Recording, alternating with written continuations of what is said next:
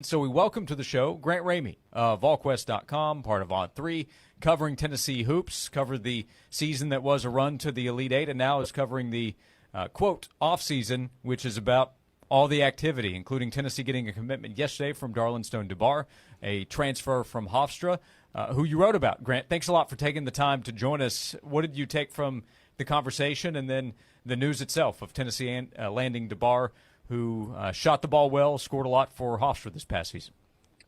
It's a good start. First of all, thanks for having me. It's a good start, and Tennessee has a lot of work to do, obviously, in the transfer portal. I mean, they had 6 open spots before Darlinstone Dubar, the Hofstra wing, committed. And he's a good scorer. He's a good rebounder. He brings a lot of the stuff that you need, and obviously you got a lot more work to do ahead if you're Tennessee, because you still have 5 open roster spots, and you're trying to replace the production of a Dalton Connect and a Josiah Jordan-James and a Santiago Vescovi, and you can go down the list. Jonas Adu now is an NCAA transfer portal, and all the production you're losing from this Elite Eight team.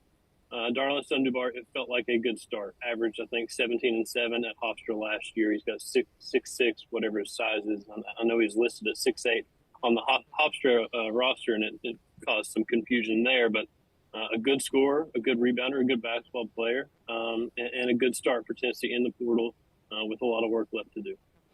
If Dubar was listed at 6'8" on the Hofstra website, how tall will you and Josh Ward be on the Hofstra website?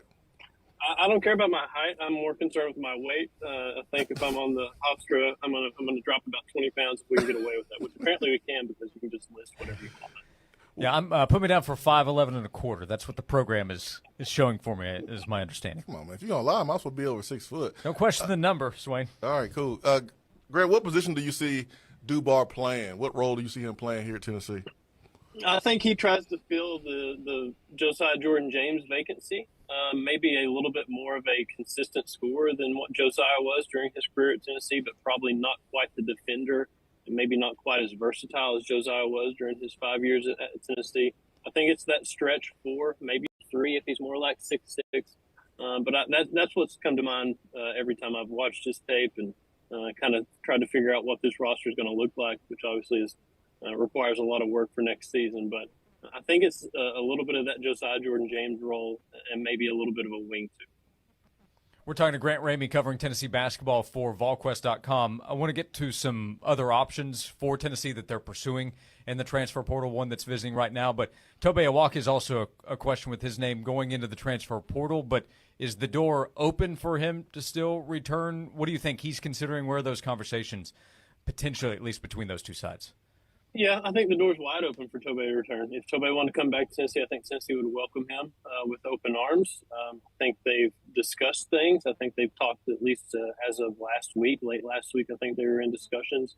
I'm not sure what the timeline is or kind of where Tobe is in this process and kind of what all the options are for him, but I do believe that's something he's considering. I don't think he meets with Tennessee if that interest is not mutual. And a lot of things changed for Tobe when because he went in the portal the day before Jonas Adu went in the portal. And from my understanding, Tobe wanted kind of a bigger piece of the pie, an opportunity to get more minutes somewhere.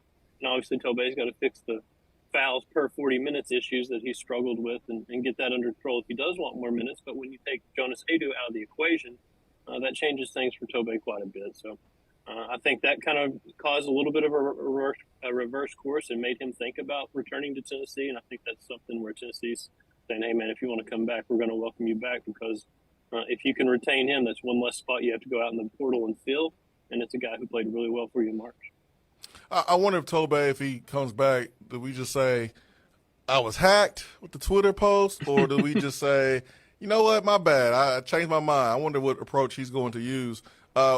What's up with Mashack? What do you see his role being next year? I know there was some talk a little bit about him possibly looking at the portal. Not saying that came from him, but a lot of chatter amongst Vol Nation. What do you see his role being next year? Because I feel like he probably could have played a lot more this season, but you had some transfers come in and play well, and so it affected him. Yeah, I'm sure he's a guy that wants more minutes, and I think he might be a guy that deserves more minutes. I think he could be a starter for Tennessee next season because you know what you're going to get every night from him defensively. And I think offensively his game has grown since he started at Tennessee to where it is now. And he's going to have to continue that growth on the offensive end to get more minutes and to be a productive two-way player. But with Rick Barnes, obviously, he wants consistency, and he wants to know what he's going to get night in and night out. You know what you're going to get with Mashack defensively. And if he can score, that's great, too, because he is one of the best perimeter defenders in college basketball. And if you can match some offense with that, it makes you a pretty good player. Now, it just depends on kind of where this roster goes from here and what kind of work they do in the portal after adding Darlinstone Dubar and kind of what's next for this Tennessee basketball team. But I think he's a guy that's in line for more minutes, a little bit of a bigger role on this team, and somebody that, he's been around. He's a leader. He's a veteran. He's played a lot of minutes. He's done a lot of different stuff in terms of on the floor. I mean, he was a point guard when Zakai went down with the ACL last year in March, and he had to, play some point guard on-ball minutes in the NCAA tournament, so that was big for Tennessee then. So I think he's shown you that he can be valuable, and I think his presence and his production and everything should grow a little bit year over year. Grant Ramey, Volquest.com. Speaking of Zakai Ziegler, played a lot of minutes in the tournament, played a lot of minutes last season once he was 100% healthy. That's hard to expect him to do again. Freddie De Leon was supposed to be kind of the backup point guard. That did not work out. Do you see Tennessee going out and getting a combo guard or a true backup point guard? It's hard to believe a guy from the portal would sign up to be a backup, but more of a combo. When Zakai goes out, he can move over to point. How do you see Tennessee recruiting that position? I think Tennessee might look for some young point guards in the portal, somebody that might fill that backup role that you're talking about, because you have quite a bit to sell there if you're a multi-year transfer, because Zakai's been so productive. He's been so good. He's